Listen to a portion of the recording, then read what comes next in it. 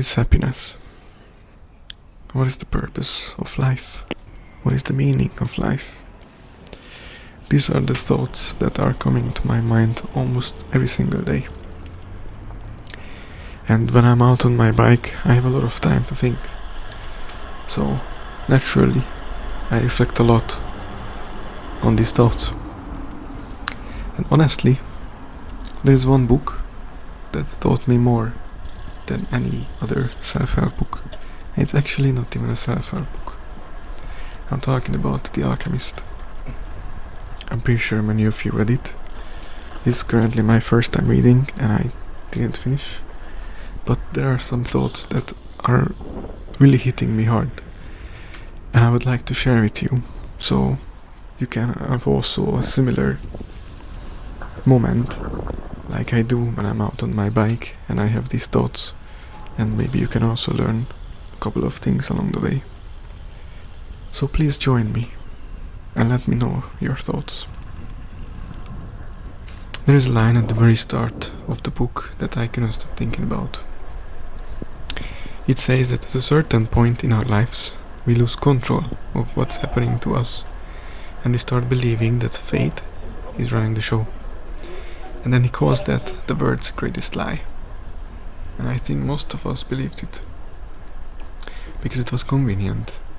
Because once you accept that life just happens to you, you stop being responsible for it. You stop having to make scary decisions and you get to be a passenger. I spent years being a passenger as well. Monday to Friday, same commute, same desk, same job. And I told myself, this is just how it goes. This is what adults are doing. This is what life becomes. But somewhere on a bike, on a late evening, with the sunset like this one, that story started to fall apart. There's a character in the book I keep thinking about. That's the crystal merchant. He spent 30 years in the same shop. He was selling crystal. But he was doing the same thing every day, over and over again. And he knows it. He's not deluded. He sees exactly what his life is. But he had a dream. Mecca. It's every Muslim's obligation to make a pilgrimage at least once. And he wanted to go his whole life. But here's the part that got me. When the boy in the story asked him, "Why don't you just go?" The merchant says something I will never forget. He says, "It's the thought of Mecca that keeps me alive." You see, he's afraid that if he actually goes, if the dream becomes real, he will have nothing left to live for. So he keeps it as a dream, safe, untouchable, perfect dream. And I sat with that for a long, long time. Because I think most of us have a Mecca. Something we talk about going after, that we do someday, when the time is right, when we have more money, more courage, more certainty. And the longer we wait, the more sacred the dream becomes, and the more terrifying it is to actually try.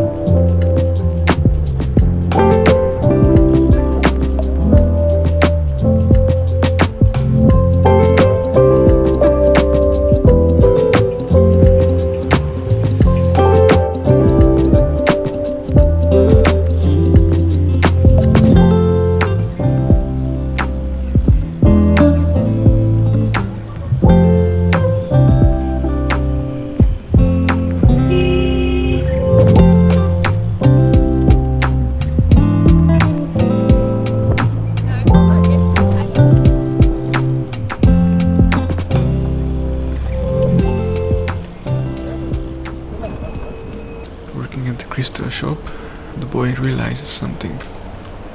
Sheep he worked with for years, they taught him language. Not Arabic, not any spoken language. Language the boy had used throughout the time he was trying to improve things at the shop. It was the language of enthusiasm, of things accomplished with love and purpose, as part of a search for something believed and desired. That line. There is a version of work that's just going through the motions, technically correct, acceptable output, nobody complains. And then there is the version where you actually care, where you're doing something because it matters to you, and everyone around you can feel the difference. I think about that every time I get on this bike, because this isn't just an exercise, it's not just content, it's the thing that I come back to that reminds me what it feels like to do something because I want to, not because someone assigned it to me. That feeling is the language, and it's universal. And the crystal merchant ends the boy's time at the shop with one word. Maktub. It's Arabic, it means it is written. He tells the boy, you're not going to buy your sheep, just like I know I'm not going to Mecca. Not as defeat, as truth. There's something almost peaceful about it. The merchant accepting his fate, but also something deeply sad. Because Maktub can mean two things. It can mean surrender, this is how things are, and nothing will change them. Or it can mean alignment. This is who you actually are, and the universe already knows it. The crystal merchant chose surrender. The boy chose alignment. And the whole book is about which one you're going to pick.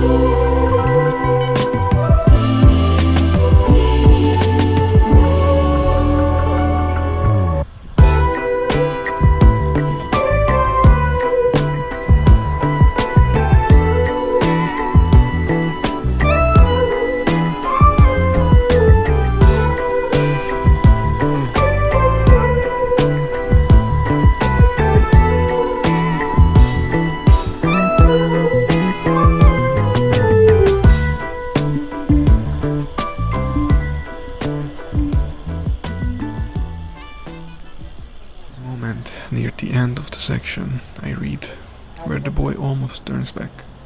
He has the money finally. He could buy his sheep back. He could go back to the fields and to the life he understands. And he thinks the sheep are no longer a problem. They can be good friends. I know how to take care of them. The familiar is seductive. It's not a bad life. It's just not his life anymore. He knows it. And that's what makes it so hard to decide. Because sometimes the brave thing isn't charging forward into the unknown. Sometimes the brave thing is admitting that the version of yourself who was happy with the safe option, that version doesn't really exist anymore. You can't go back to a life that no longer fits you. Not because the life is bad, but because you changed. At the end, the boy doesn't turn back. He looks at the money he's saved. He looks at the desert ahead. And he asks himself one question. If I don't find it, I can always go home. I finally have enough money and all the time I need. So why not? And then, this is the exact line. He suddenly felt tremendously happy. You see, he's not happy when he finds the treasure. I'm not there yet in the book, but I guess he's gonna come to a point when he finds the treasure. Or not when he reached the pyramids, but when he decided that he should keep going. Because that's the thing about happiness. It's not about the destination. It's about what happens to you when you stop letting fear make your decisions. Because for him the pyramids were just the excuse to become someone who was crossing the desert for it. Looking for happiness, but happiness found him in this moment, when he decided that it is time to do something that he actually likes to do, that actually makes him happy.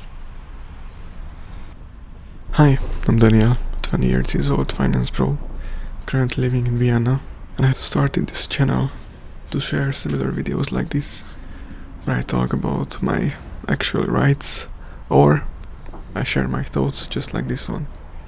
So if you're interested and you learn something or you had a great time, I appreciate it. Please consider subscribing so you don't miss any future videos. Thank you, and see you in the next one.